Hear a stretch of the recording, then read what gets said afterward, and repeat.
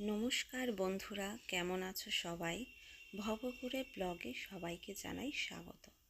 আজ আমরা এসেছি দীঘা, কিন্তু কোনো রিজার্ভেশন ছাড়াই।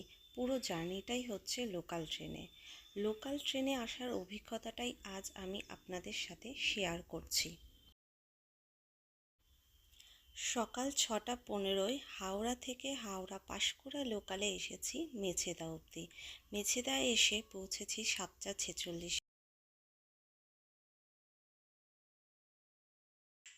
এবং সেখান থেকে আবার রওনা দিয়েছি 6:02 ট্রেনে দীঘার উদ্দেশ্যে। আর দীঘায় আমরা এসে পৌঁছেছি সকাল 11:05।